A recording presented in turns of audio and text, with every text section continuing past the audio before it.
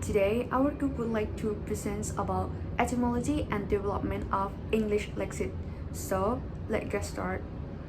And this is our team member, YIXUAN, YUAN MINGHONG, NASRIN SANLAH, AIZIE, AINIEZA, BINTI, ARSA, PATIHAH, BINTI, MANSOR. And this is the table of content that we will present today as introduction, catharsis, glimmer, mellifluous, keyword, and the last one will be conclusion.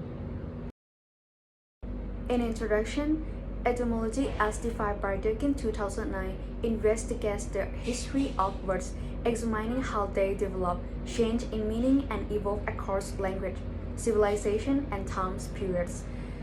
English language, with its rich vocabulary, has evolved over centuries by borrowing from other languages, impacted by events such as the Norman Conquest and Renaissance. Tracing the roots of English words and comprehending their historical path provide insight into the dynamics, ever-changing nature of English lexis in our globalized world. I will be explaining about the word catharsis. The word catharsis originates from the Greek verb katharein, which means to cleanse or to purge. It also comes from the Greek adjective katharos, meaning pure or spotless, which is now clean, clear, or pure in modern English. Catharsis entered the English language as a medical term, referring to the purging of the body of unwanted material. The psychological application was first recorded in 1909, Brill's English translation of Freud's selected papers on hysteria. These roots in purification and emotional relief demonstrate how the term evolved from physical cleansing to psychological and emotional context. The term originated from the Greek word katharein, which means cleansing or purification. Aristotle used the word to describe purging of emotions. Moving into the 19th and the 20th centuries, psychologists like Freud adopted the term in a therapeutic context, referring to the release of suppressed emotions during therapy sessions. Today, the meaning has broadened further to describe any emotional release, such as crying or expressing oneself creatively. Initially, catharsis carried positive connotations associated with moral and spiritual cleansing in the context of art and drama. With its adoption in psychology, it gained a therapeutic association, symbolizing emotional liberation. In contemporary use, the word has broader association, often tied to personal relief or satisfaction from emotional expression. However, it also carries mixed perception, as it is sometimes linked to the excessive or dramatic displays of emotion. As mentioned in the previous part, the word was adopted into Latin with the same spelling and meaning from Greek. From there, it spread across Europe, especially as Aristotle's work gained popularity. Many European languages incorporated the word, such as French and German. In modern times, the spread of English as a global language has further popularized the word catharsis. Across cultures and languages, catharsis continues to describe emotional release or relief, specifically in art, therapy, and literature. I'm PATIHAH binti MANSOR with metric number 223010024. The next word that we've chosen is glimmer.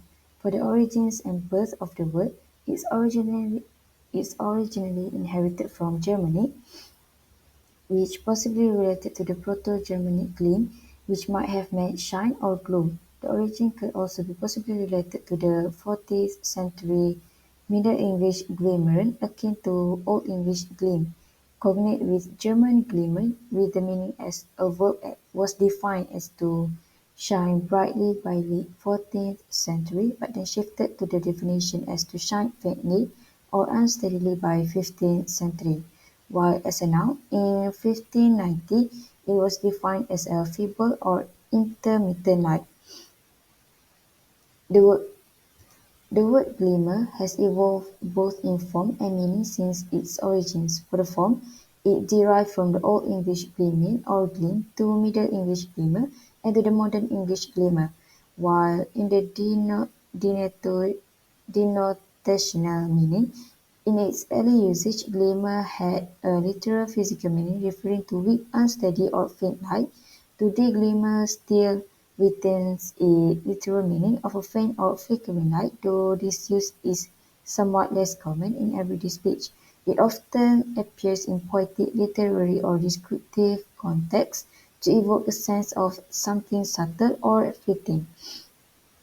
For example, the glimmer of the candle lighted the room. As for the connotational meaning, glimmer expanded from its concrete meaning of light to convey something more abstract.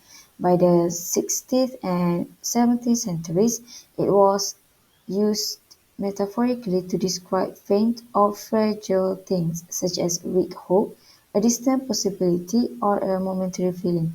In modern figurative sense, it now refers not just to faint or dim light, but also to the early signs of something fragile, uncertain, or emerging, like emotions, ideas, or possibilities. For example, she caught a glimmer of understanding in his eyes. So we can see that in the denotational sense, the word glimmer evolved from a weak flickering light to a faint gleam, while in the connotational sense, the word evolved from a faint, brief sense of hope or possibility to a more general metaphor for anything subtle, fragile, or uncertain. The word glimmer has also spread to other languages. For example, in Dutch, the verb glimmen, which means to glow or to glimmer, and the noun gleam, which means a dim light or glow, share a very close relationship to the English glimmer. These words are directly related to the same Proto-Germanic roots and carry similar meanings of faint, flickering light. While the word glimmer itself may not have spread widely, the concept it conveys, which is faint and flickering light, appears in various linguistic traditions, even if the exact word isn't used. For example, in Romance languages like Spanish or French, there are words like destello, which means spark or glimmer, or leer, a faint light or glow that serve similar metaphorical functions. Overall, the spread of glimmer and its concept across languages has remained closely tied to the German linguistic family, though similar metaphors of faint light are present across diverse linguistic traditions. Hi everyone, I'm going to talk about the word mellifluous from its origin, evolution, and spread across languages. Mellifluous comes from two Latin roots, Malay meaning honey and flua meaning to flow. In late Latin, the term mellifluous describes something flowing with honey. Its deeper roots trace back to Proto-Indo-European word millet, also meaning honey. Variations of millet can be seen in ancient languages like Greek, Old Irish, and Glossic, as well as Old English, where the related term meadow originally referred to honeydew or nectar. Mellifluous entered the English language in the 14th century, maintaining its connection to sweetness and flow. Over centuries, the word's detonation meaning describing smooth, sweet, and pleasing sounds has remained stable. However, its connotations have expanded beyond describing melodious voices or harmonious music. Mellifluous now evokes a sense of refinement. For instance, we might use it to describe the flow of fluent speech or even seamless writing. The poetic quality has certified its place in artistic and descriptive contexts, even though the word remains relatively nascent in modern uses. The influence of mellifluous spread vastly, especially to Romance language like Spanish and Italian, where it remains its meaning of melodious or sweet tongue. It is often found in literature, literary works, and formal expressions. And in Germanic languages, the adaptation was more indirect. For example, Germany used native phrases, which meaning honey sweet, to convey similar meanings, though mellifluous occasionally appears in academic or religious texts.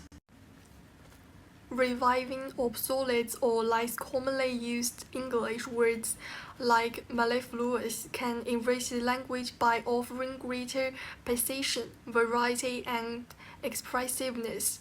Language evolves to meet contemporary needs, and certain words for all of use because they no longer align with everyday context. However, bringing back such words can offer new ways to foster creativity and preserve the culture and historical depths of the language. For example, it is essential to ensure the revived words remain accessible and relevant. If a word's meaning is too obscure or its usage too archaic, it risks alienating readers or listeners. The revival should strike a balance between maintaining linguistic heritage and meeting the potential needs of modern communication. The last word we choose is quiver. First of all, is the oranges and air parts. Quiver as a noun form. It means a container for arrows. The term derives from the Old French word quiver or quiver, which referred to a case for holding arrows. This in turn likely stems from the late Latin term, confirming meaning a basket or container. Quiver as a verb, it means to tremble or shark. The verb form of quiver originates from Middle English quiven. The verb quiven or quiver, which means to tremble or shark. This Middle English term is thought to have scientific roots, possibly related to the Old Norse word quiver, to tremble, or kigar, to shiver. The next part is evolution of meaning. For this part, it depends to divide two parts. The first part is denotational changes.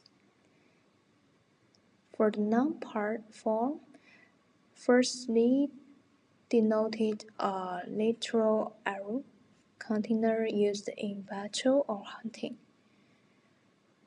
Gradually expand morphologically to refer to a collection of tools, skills, or strategies.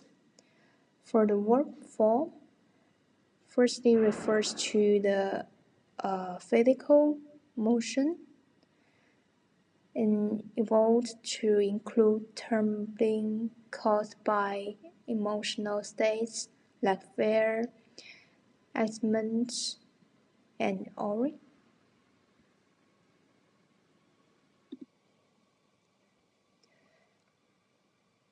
The next part is for the connotational changes. For the noun form, early connotations emphasized readiness and preparedness. Modern connotations often imply abundance or resources, such as quiver of arrows, symbolizing plenty or preparedness. For the verb form, early connections focused on. Last but not least, in conclusion, etymology, a branch of historical linguistics, study the origins and evolution of words, offering light on how language changed over time in terms of pronunciation, meaning, and structure.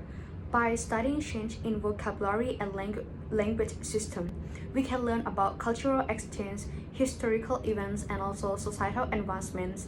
This study not only enhances the language by introducing new terminology and redefining old ones, but it also helps to maintain a connection to the past.